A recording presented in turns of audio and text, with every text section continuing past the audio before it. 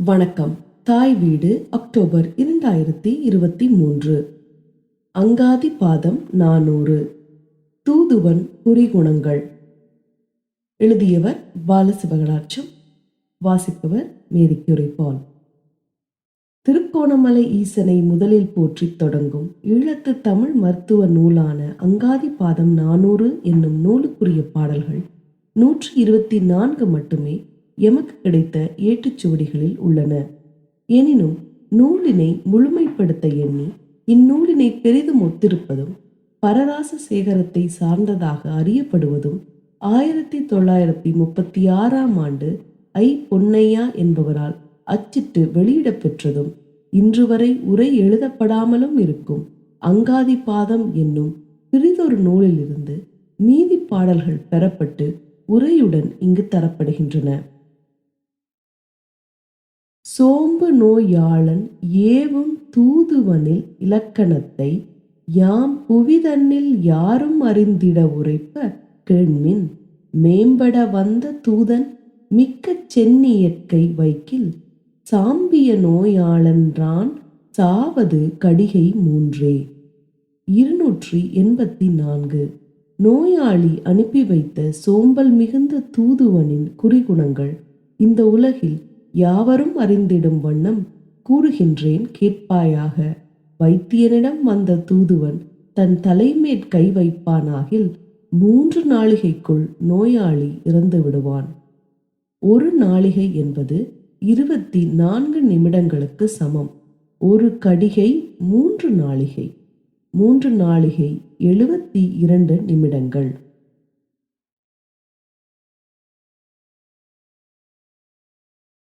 3 நாளிகையாம் முச்சி மயிர்தனை தொடின் முன்னெற்றி தோன்றும் மூவாண்டிற் சாவான் சொல்லிய புருவன் தீண்டில் ஆன்று நாள் 9 ஆகும் அடுத்த கண் 6 நாளாம் ஏன்ற நெஞ்சது 10ஆம் எழிற்கன்னம் 8 நாளே. 285. உச்சி மயிரை தொட்டால் 3 நாளிகையில் மரணம் சம்பவிக்கும். நெற்றியை தொட்டு நின்றால் 3 ஆண்டில் சாவு நேரும்.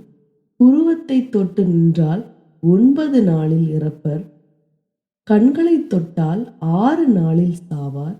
நெஞ்சை தொட்டால் 10 நாளிலும் கன்னத்தை தொட்டால் 8 நாளிலும் நோயாளியின் மரணம் நிகழும்.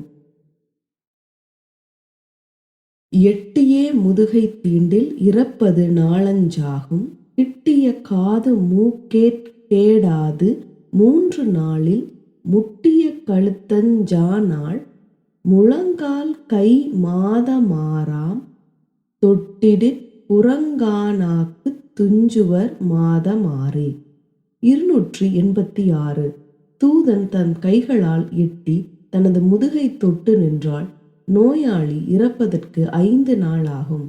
காதை மூக்கை தொட்டு நின்றால் 3 நாளில் மரணம் நிகழும். கழுத்தை தொட்டால் 5ஆம் நாளிலும் முழங்கால் கை 6 மாதத்திலும் புறங்காலை தொட்டு நின்றால் 6 மாதத்திலும் மரணம் நிகழும்.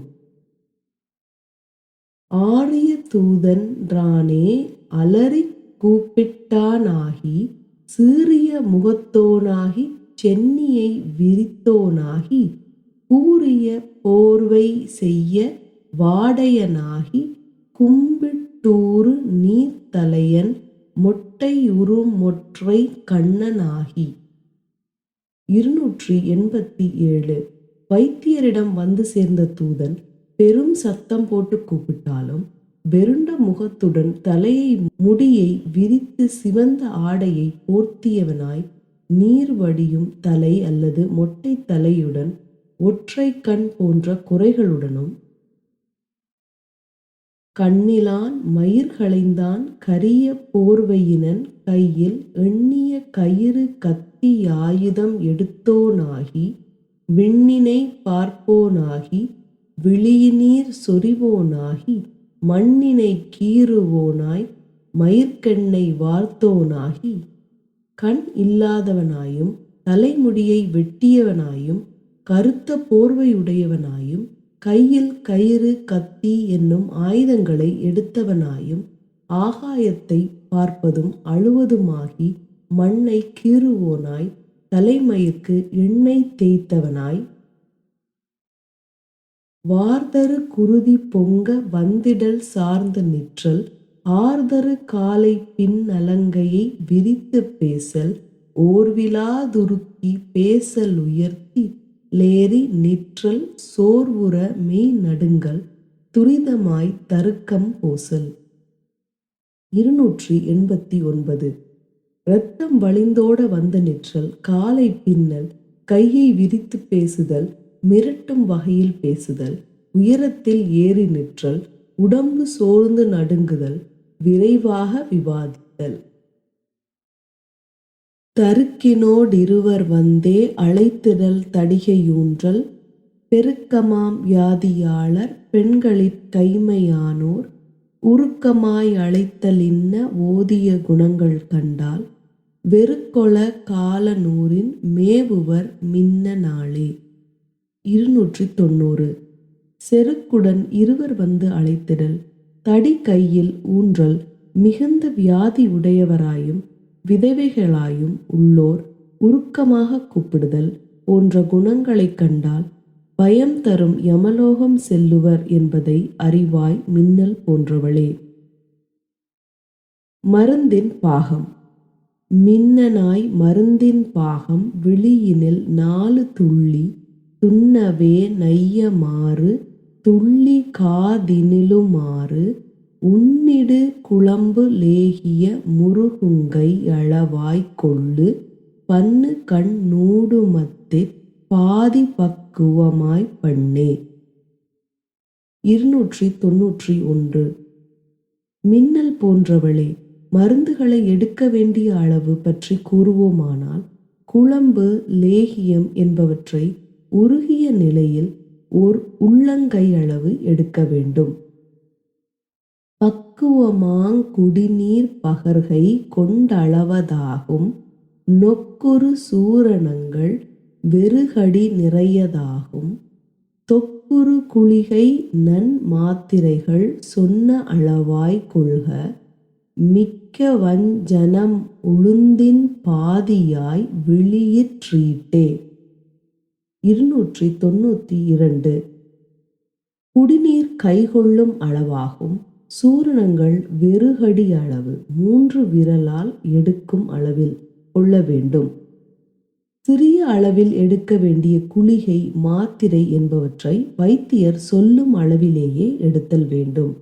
கண்ணுக்கு இடும் மருந்தாகிய அஞ்சனம் ஓர் உளுந்தின் பாதி அளவில் எடுத்து பூச வேண்டும்.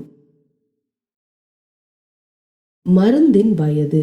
தீட்டிடும் மருந்தினங்கள் திங்கள் 3 கொள்க சூட்டினின் மூலி வெந்த குடிநீரொன்றரை நாள் கூட்டுச் சர்க்கரை தேன் நெய் சேர் குழம்பதான் 6 மாதம் மாட்டிய தைல நெய்தான் வருடமொன்றாவதாமே. 293. பாடபேதம். தீட்டிடும் அஞ்சனங்கள் திங்கள் 3 காட்டினில் மூலி வெந்த கசாயம் 1.5 நாளாகும் கூட்டுச் சர்க்கரை தேன் நெய் குழம்புதான் 6 மாதம் ஆட்டிய தைல நெய்கள் வருடம் 1ஆவதாமே. அங்காதிபாதம். திருக்கோணமலை பா. சின்னத்தம்பி வைத்தியருடைய கையெழுத்து பிரதி 1906. கண்ணில் தீட்டப்படும் மை தயாரிக்கப்பட்டு 3 மாதங்களின் பின்னர் பலன் தராது. காட்டு மூலிகைகளை கொதிக்க வைத்து பெறப்படும் குடிநீரை 1.5 நாளுக்குள் பயன்படுத்த வேண்டும். சர்க்கரை தேன் நெய் என்பவை சேர்த்து தயாரிக்கப்படும் குழம்பு 6 மாதம் வரை பயன்படும். தைலங்களும் மருந்து நெய்களும் தயாரிக்கப்பட்டு 1 வருடம் வரை பயன்படும். ஆவுரு மோர் பால் எண்ணெய் யா நெல் தேன் பழ வர்க்கங்கள் தேவையாய் செய்த சாயம் 2 நாட்சென்றால் ஆகா தாவரு நிணமிறைச்சி சார் கொழுப்புறு கஷாயம் வேவுரு மொரு சாமந்தான் வேண்டிடு மேலாகாதே. 294. பசுமோர், பால், எண்ணெய், பசுனை, தேன், பழ வகைகள் என்பவற்றைக் கொண்டு தயாரிக்கப்பட்ட கஷாயம் 2 நாள் சென்ற பின் பயன்படுத்தல் கூடாது. குற்றமில்லாத கொழுப்பு உள்ள இறைச்சி மற்றும் கொழுப்பு சேர்ந்த கஷாயம் 1 சாமத்துக்குள் எடுத்துக்கொள்ள வேண்டும். அதற்கு மேல் பயன்படாது. மேலந்தா தைலத்திற்கு வேண்டிய வைரமாகில் ஏலவே குடிநீர் எல்லாம் 8 நாளுறலாகும். சீலமாங் கொடிகளெல்லாம் தினமது 3க்காகும். சாலவே மூல வர்க்க 3 சத்துமாமே. 295. வைரமான மரக்கட்டைகளில் இருந்து பெறப்படும் தைலமாகில் அக்கட்டைகளை 8 நாட்கள் ஊற வைத்த நீரை பயன்படுத்தல் வேண்டும். கொடிகளை 3 நாட்கள் ஊறவிட வேண்டும். வேர்களையும் 3 நாட்கள் ஊறவிட்டு அவற்றின் சாற்றை எடுக்க வேண்டும். சத்துமாம் பீச பத்திரஞ் சார்ந்திடு புறவங்கந்தம் மத்திய காம்பு தோலுமேவிய பலமுமெல்லாம் வற்றிடக் குடிநீர் செய்யும்வாறு கேண் சாமமொன்று சித்தமுற்றுணர்ந்த மேலோர் தெளிவுறத் திரட்டினாரே. 296. விதைகள், இலைகள், புறவயிரம், கிழங்கு, இலைக்காம்பு, பட்டை என்பவற்றை சேர்த்து குடிநீர் செய்யும்போது அவற்றை 1 சாமம் 7½ நாழிகை கொண்ட கால அளவு ஊறவிட வேண்டும் என்று கற்றறிந்த மேலோர் தெளிவாக கூறி வைத்துள்ளார்கள். திரட்டிய புட்பசாதி செப்பிடில் வயதாண்டொன்றாம்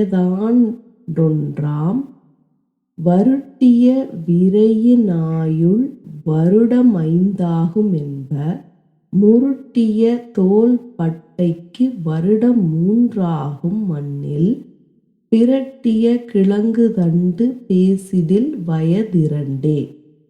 297. சேர்த்து வைத்த பூக்கள் 1 வருடம் வரை மருந்துக்கு பயன்படும். விதைகள் ஆயுள் 5 வருடங்களாகும். உரித்தெடுக்கப்பட்ட மரப்பட்டை, தோல் என்பவற்றை 3 வருடங்கள் வரை பயன்படுத்தலாம். நிலத்தில் இருந்து கிளறி எடுக்கப்பட்ட கிழங்கு, நிலக்கீழ்த்தண்டு என்பவற்றை 2 வருடங்கள் வரை சேமித்து வைத்து பயன்படுத்தலாம். 2-3 ஆண்டென் றியம்பிடுங் பிசினுக்கெல்லாம் முரண்ட மாமேதைக்குத் தான் மும்மதியாகச் சொல்லும் திரண்ட வேர்வகைகட்கெல்லாஞ் செப்புவர் வருடமொன்றாய் மருண்ட மாநோக்கி நல்லாய் வயதுமற்றிவையாமென். 298. மானின் மருண்ட பார்வையைக் கொண்ட நல்லவளே, பிசின் 2-3 ஆண்டுகளுக்கு பயன்படும். விலங்குகளின் இறைச்சி 3 மாதங்கள் வரை பயன்படும். வேர் வகைகள் 1 வருடம் வரை பயன்படும் என்று அறிவாயாக. நன்றி.